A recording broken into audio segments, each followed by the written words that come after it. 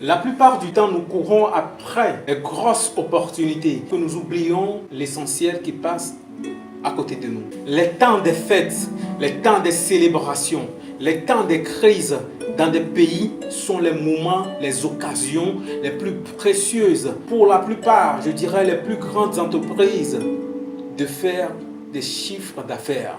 Et c'est l'occasion pour toi d'en profiter aussi. Tu dois aussi avoir ta part de gâteau.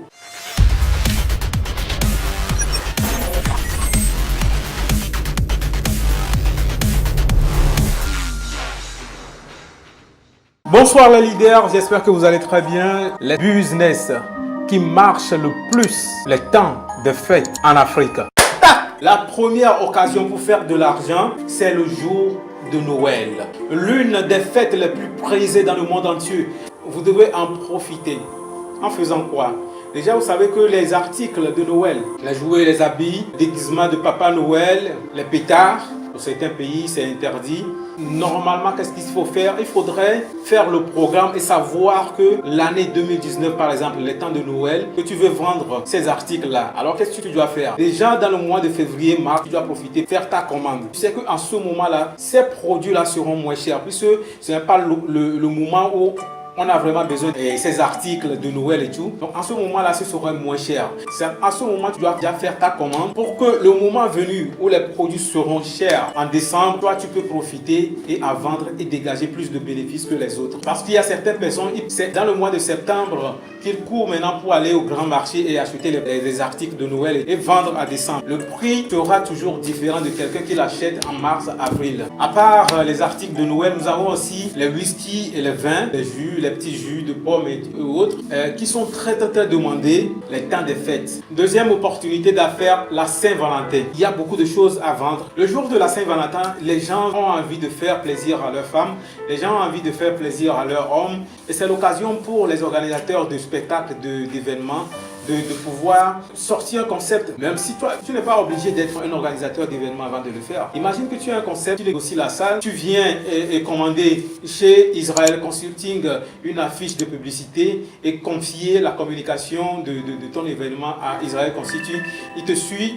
Nous communiquons autour de ce projet-là. Nous aimons sortir, boire et manger. Il y a plein de concepts que tu peux sortir comme ça et les gens vont venir, les amoureux vont venir participer à ton événement, manger, boire avec un petit jeu tombola et tout à l'appui. Tu vas ramasser beaucoup d'argent et cela ne demande pas beaucoup de moyens. Ce serait peut-être la première expérience. Si ça te tente, tu vas faire encore une autre. La fête de Toussaint, c'est encore une opportunité pour vendre. Alors, ce business que tu feras te permettra quand même d'avoir plus de liquidité. C'est l'occasion, vous avez constaté qu'en ce moment-là, les gens achètent plus de bougies pour pouvoir allumer dans les cimetières. Ça doit être l'occasion de vendre. Ça dit que donc, si vous vendez un truc, le moment où on a vraiment besoin de cette chose, vous n'avez plus de difficulté à convaincre la personne à acheter la chose. Vous voyez, il y a la vente des articles scolaires à la rentrée. Il y a la vente des brochettes et des boissons à la foire. Il y a la vente des volailles. Alors tu vas me trouver bizarre que je te donne des petits business, des idées sur des petits business un peu banals là comme ça. Mais c'est dans ces petits business là qu'il y a des gens qui deviennent millionnaires. Alors ne sous-estime pas ces business-là. Si tu le fais avec sérieux, je pense que tu auras ton résultat à coup sûr. Parfois, ce n'est pas tout le monde qui a l'occasion d'avoir Internet pour faire certains business. Alors, la vente de volailles, c'est très simple. Il faut chercher une ferme. J'ai des contacts où je peux te recommander des fermes où tu peux aller négocier avec ces gens-là pour pouvoir prendre certains poulets et venir exposer les temps des fêtes chez toi. Par exemple, Noël, tu avais fait une petite cage qui coûte moins de 10 000 francs CFA et que tu mets ces poulets-là dedans, les pétards de poulets, à la devanture de ta maison. Tu n'as pas besoin de parler pour dire j'ai des poulets, hein. Tu ne feras pas des portes pour dire j'ai des poulets, hein, je vends des poulets et tout. Hein. Mais les gens vont venir automatiquement chez toi pour te demander. Tu n'as pas besoin de savoir comment élever les poulets. Je suis sûr que les temps des fêtes de Noël jusqu'au 1er janvier, tu vas finir tous tes poulets. Peut-être même en prenant les volailles chez ton fournisseur, tu ne vas pas payer la totalité. Tu paies une somme donnée, tu négocies. Chaque chose se négocie. C'est comme le prêt dans une banque. Quand tu vas dans une banque pour faire un prêt de 10 millions par exemple, et ils te disent non, moi je n'ai pas, nous ne pouvons pas te octroyer ce prêt. Qu'est-ce que tu fais? Tu n'abandonnes pas. Tu vas dans une autre banque jusqu'à ce que tu puisses décrocher ton prêt dans une banque de données. Il y a des processus très minimes et je peux te conseiller là-dessus si tu veux. Écris-moi sur promisexpertisetv@gmail.com et là, je me ferai un plaisir de t'accompagner, de te conseiller dans ce domaine-là aussi, car je l'ai déjà fait et je sais ce que ça donne. Nous avons fini quand il s'agit d'une crise dans un pays.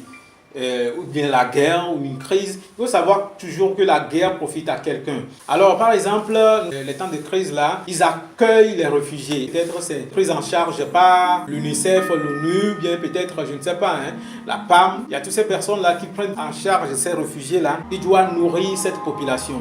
Ils ont besoin d'une tente, toutes ces choses là. Si tu es ferrailleur ou bien tu es entrepreneur et tu sais peut-être une idée de tente qu'on peut faire rapidement et qui ne coûte pas cher, tu peux faire ce dessin, le produire, faire des exemplaires chez un ferrailleur, faire cette production-là, faire la photo et tout, et faire une demande de vente de cette tente-là chez ces organismes internationaux. J'ai appris par exemple qu'il y a quelqu'un dans notre pays qui est devenu millionnaire juste en vendant des gombos séchés. Avec les gombos séchés, il est allé dans les prisons pour pouvoir négocier parce qu'ils font des nourritures là-bas et ils ne veulent pas trop dépenser, tu sais. Donc avec les gombos séchés, ils vont faire une sauce à grande quantité et qui ne coûte pas cher. Donc il a profité comme ça et il est devenu millionnaire grâce à ça.